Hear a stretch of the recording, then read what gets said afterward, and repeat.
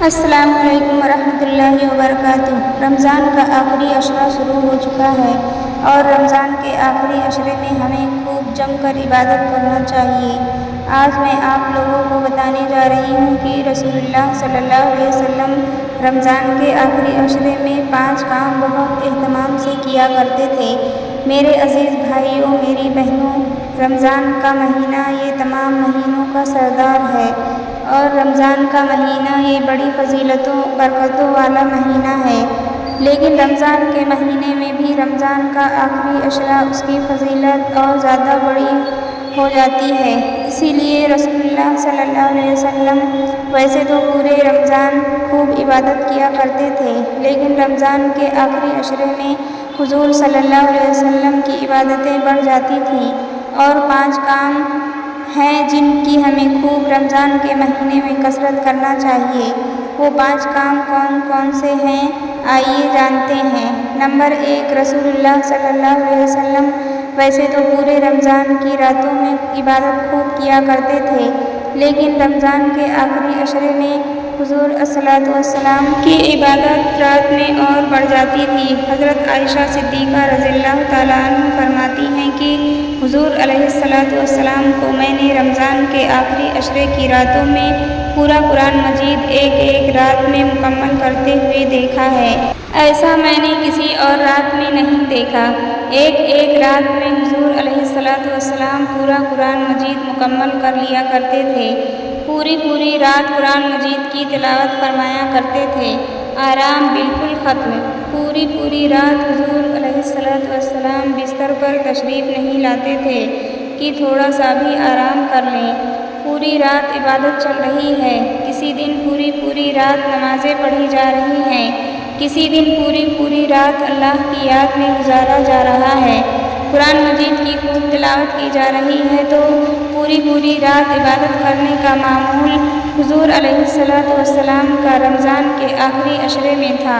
ہمیں آپ کو بھی چاہیے کہ رمضان کے آخری عشرے میں بستروں کو چھوڑ دیں، لگ جائیں اللہ کی عبادت میں۔ یہ جو ٹائم جا رہا ہے نا، یہ پھر دوبارہ واپس نہیں آئے گا۔ قبر میں جانے کے بعد ہم تمنا کریں گے کہ کاش ہمیں رمضان مل جائے، دوبارہ اللہ تعالیٰ ہمیں دنیا میں بھیج دے، لیکن صرف وہ کاش ہی رہ جائے گا، وہ کبھی سچ نہیں ہو پائے گا، کیونکہ دنیا سے جانے کے بعد پھر دوبارہ واپس دنیا میں آنے کا کوئی چانس نہیں ہے۔ ابھی موقع ہے، تھکاؤ اپنے آپ کو، رمضان کا مہینہ ہے اپنے آپ کو تھکانے کے لیے۔ اپنے آپ کو اللہ کی عبادت میں ہم تھکائیں۔ نیند آ رہی ہو، آنکھوں میں نیند ہو، ہم اللہ کی یاد میں مصلی پر بیٹھے ہوں، قرآن کی تلاوت کر رہے ہوں، اللہ یہی چاہتا ہے اور اللہ کو یہی پسند ہے، بندے کی محبت وہ پوری رات عبادت کرنا۔ رمضان کے آخری عشرے میں ہم لوگ اپنا معمول بنا لیں۔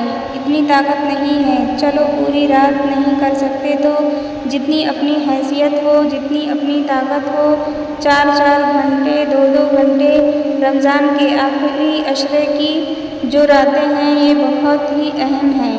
دوسرا کام، حضرت عائشہ صدیقہ رضی اللہ تعالیٰ عنہ فرماتی ہیں کہ حضور علیہ الصلاۃ والسلام رمضان کے آخری عشرے میں خود بھی جاگا کرتے تھے اور اپنے گھر والوں کو بھی جگاتے تھے۔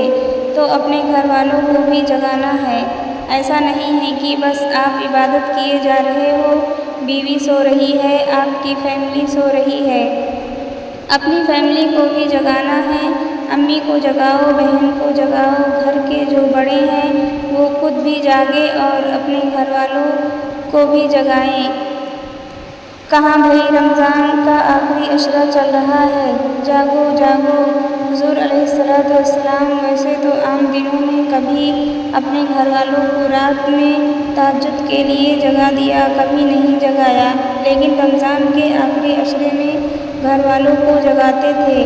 اٹھو بھئی اٹھو، اللہ کی عبادت کو، رمضان کا آخری عشرہ چل رہا ہے۔ تو یہ نبی علیہ الصلاۃ والسلام کا معمول تھا، رمضان کے آخری عشرے میں خود بھی جاگتے تھے اور اپنے گھر والوں کو بھی جگایا کرتے تھے۔ نمبر 3، اعتکاف۔ حضور علیہ الصلاۃ والسلام نے کبھی بھی اعتکاف نہیں چھوڑا۔ کبھی بھی نہیں چھوڑا۔ سب سے زیادہ جو رمضان کے آخری عشرے میں عبادت اللہ کے نبی کو پسند تھی وہ تھی اعتکاف کی۔ حضور نے ہمیشہ اعتکاف کیا تو اعتکاف یہ بھی کرنا چاہیے۔ نمبر 4 صدقہ اور خیرات۔ ویسے تو حضور علیہ السلام کا حضور صلی اللہ علیہ وسلم کی سخاوت کے کیا کہنے۔ حضور سے زیادہ سخی پوری کائنات میں اب تک کوئی اللہ تعالیٰ نے بشر پیدا نہیں کیا۔ آپ بہت سخی تھے، بہت سخی، سخیوں کے سخی تھے۔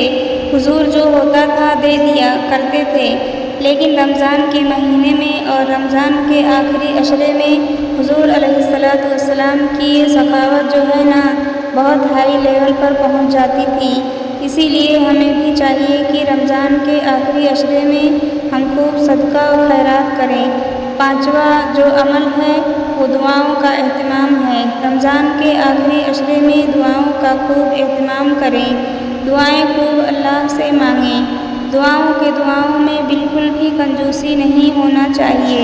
حضرت عائشہ صدیقہ رضی اللہ تعالیٰ عنہا نے پوچھا، یا رسول اللہ، اگر مجھے لیلۃ القدر کے بارے میں پتہ چل جائے تو میں اللہ سے کیا دعا مانگوں؟ حضور علیہ السلام نے ارشاد فرمایا، تم یہ دعا مانگو اللہ کہ اللہ تو معاف کرنے والا ہے، معافی کو پسند کرتا ہے، کہ اللہ تو مجھے معاف فرما دے۔ یہ دعا ہم مانگیں، اللہ سے معافی مانگیں، جنت مانگیں، جہنم سے پناہ مانگیں۔ تو دعاؤں کا حضور خود اہتمام رمضان کے آخری عشرے میں فرماتے تھے۔ داڑھی مبارک آنسوؤں سے حضور کی تر ہو جاتی تھی۔ حضور اتنا روتے تھے، اتنا اللہ کے سامنے حضور روتے تھے۔ میرے عزیز بھائیوں، میرے عزیز بہنوں، کیا ہم کبھی روئے ہیں؟